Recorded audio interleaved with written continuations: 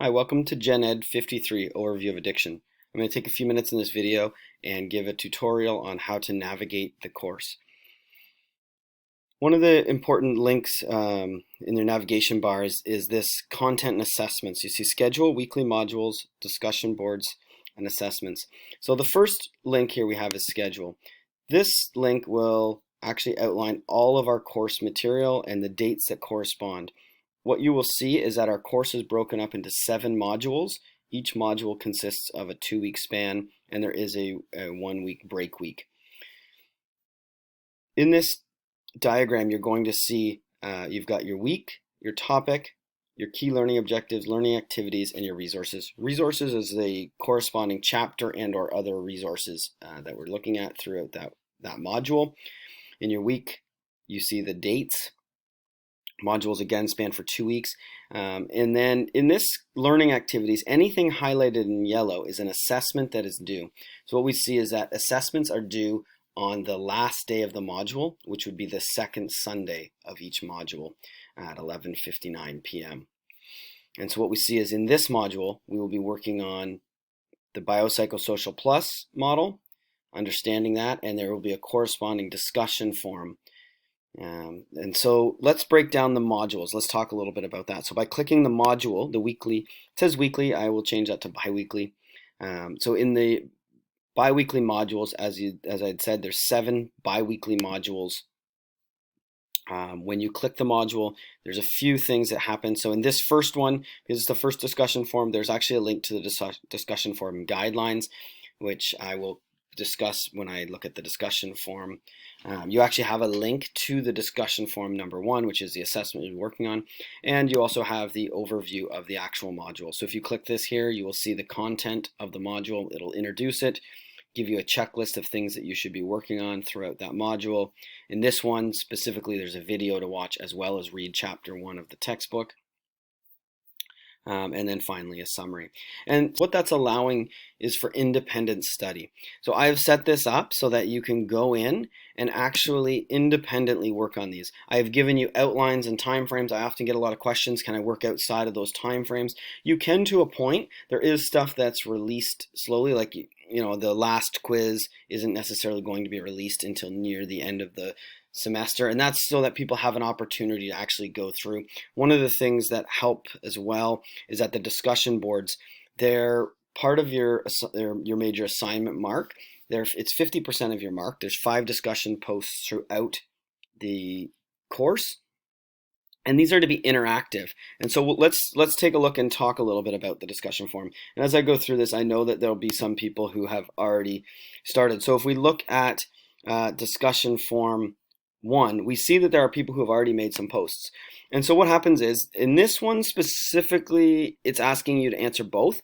There will be some modules that have 2 questions. I believe this is the only module where I ask you to answer both questions.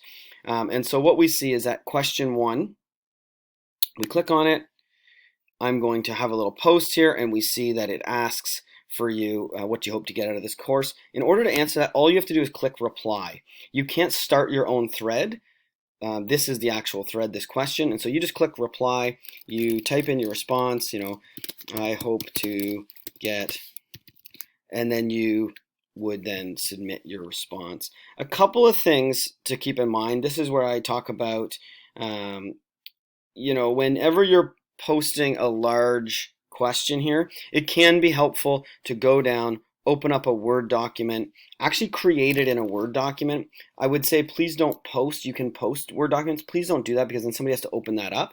But what I'm suggesting is, and you don't have to do it this way, but I've done this before. I'm working on a post for a long time and I get distracted and I go do something else, and Blackboard actually times out and I could lose my, it doesn't autosave, right? Like a Word document where it would autosave.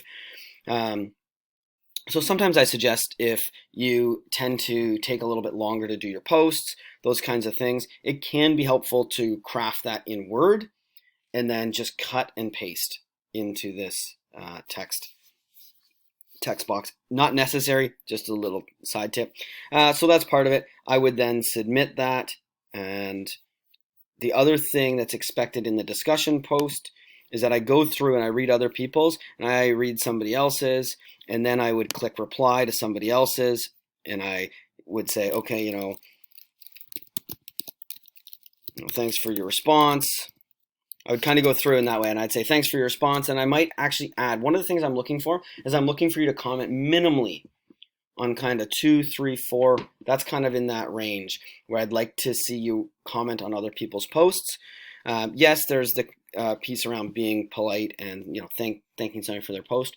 I also want to see people engage each other in this. So you might ask questions. I noticed you discussed you hope to get this out of it. That's great. I was really looking to get this out of it too. I wonder, if we're able to go deeper about this topic, or so we start to ask questions. We engage each other in a conversation, and then with that, what we see is our ability to deepen a conversation. So that is the discussion, the kind of an overview of the discussion post. And then lastly, there is an assessment in this one. Right now it's empty. I will be posting an assignment. There is a major assignment in the middle of the semester that starts. I'll post that. There's going to be lots of time to discuss that. But what I wanted to just, again, generally show you how to navigate the course. It's broken down to the modules. Please, if you have not, go look at the schedule. Take down those dates. Know what's coming up. Know what's due. If you're looking in order to figure out how to set up the course, I generally suggest that this is as in depth as any other class. So most class credits are 3-hour credits. And so if you think of it that, trying to break up your time, that you should be spending a minimal time of 3 hours a week. Now that does not necessarily include homework and or reading if it requires more than that for you. But what I would say then is finding time, whether that's once a week for 3 hours, which tends to be a fair amount of time. My suggestion is actually breaking that up and having multiple times. So find time, just like you would with a class time, scheduling it. I know it can be difficult and it's easy to forget an online course. I will be kind of posting and prompting along the way, and hopefully that will help people set that up. But the expectation is that you would invest just like you would any other class that you would go to physically. But there isn't an actual class time. There isn't online lectures. I will post videos. It's possible that I may hold a time for people to get together. There's no requirement that people show up to that. Having said that, if you have any questions, if I do host kind of virtual drop-in times, I suggest that you use those. You can contact me through email. We can set up times to meet through Teams if you would like some more kind of one-on-one questioning. Those are all options to do, and you can reach me at jmccourt@sl.on.ca. And one last thing I wanted to just go over is that if you are new to Blackboard and new to online learning, there are some tutorials in our course. There's the Getting Started with Blackboard link, and there's the Blackboard tutorial link. So please feel free to click those. I hope this has been helpful. And if you have any questions, again, please feel free to reach out.